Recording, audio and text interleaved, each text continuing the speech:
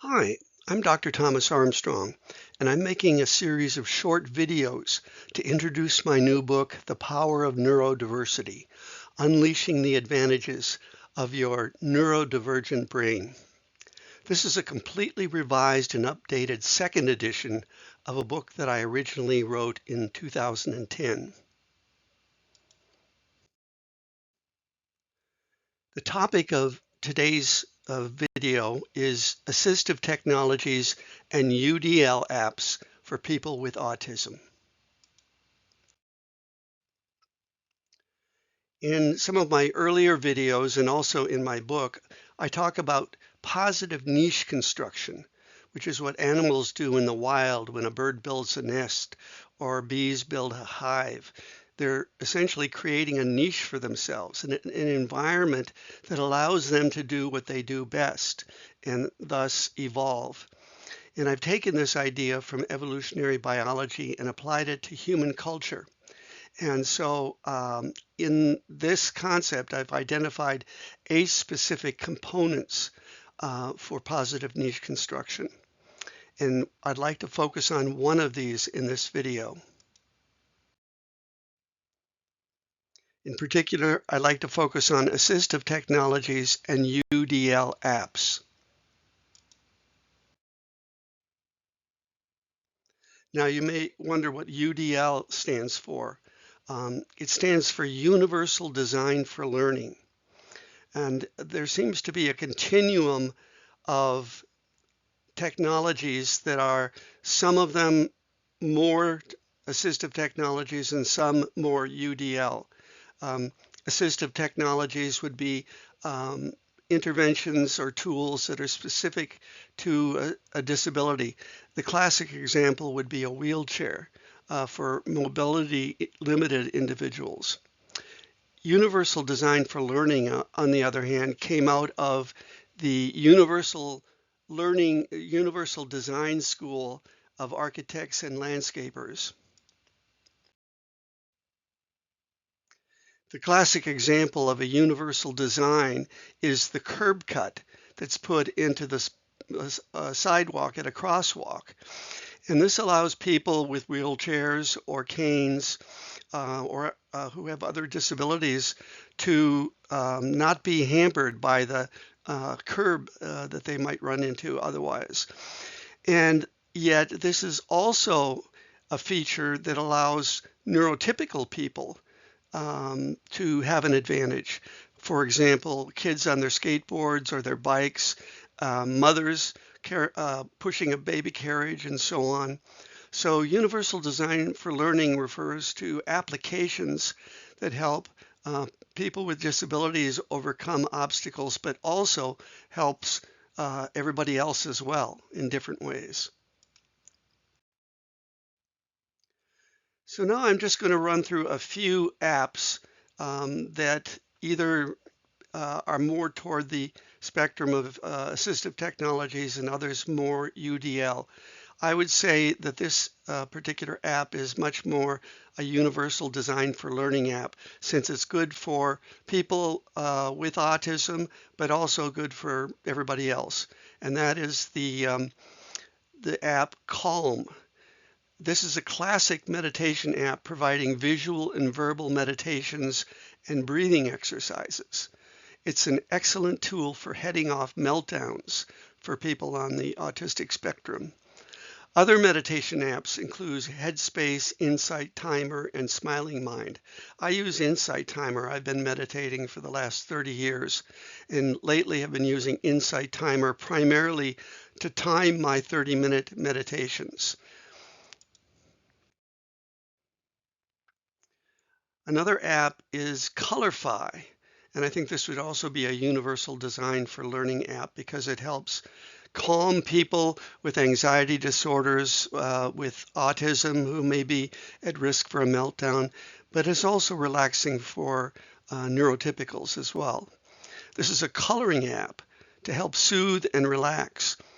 You print out coloring pages to use with colored pencils or pens, or you utilize the interactive online tools to color virtually. This particular app is skewed much more toward people in the neurodiversity community.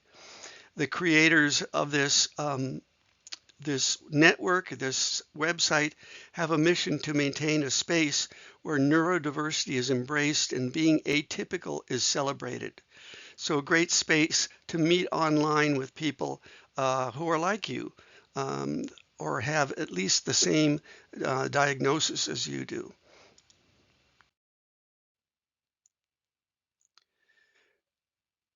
This is a social story creator and library. The creation of social stories has been a strategy used with individuals with autism for decades. First, a social event is identified, like going to the store, getting ready for bed, visiting a zoo, joining a new group, things that would be hard for many people with an autism diagnosis. And then the steps for negotiating that event are listed and described. For example, for a bedtime ritual, it might be put on PJs, then brush teeth, then go to bed, then read a story, then turn out the lights. From the home screen, you can tap the new social story button. You can then choose a photo for your cover and a title for your story. Press add at the bottom of the page to add a page to the story. In this app, you can add as many pages as you'd like with your photos, your words, and your audio. You can always save a story and come back to edit it later as well. So this provides a map for specific social events.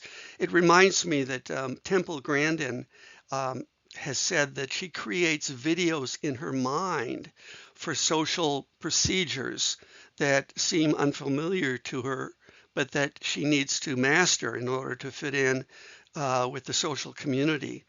So the videos in her mind are very much like the stories that are being played out in these social story apps.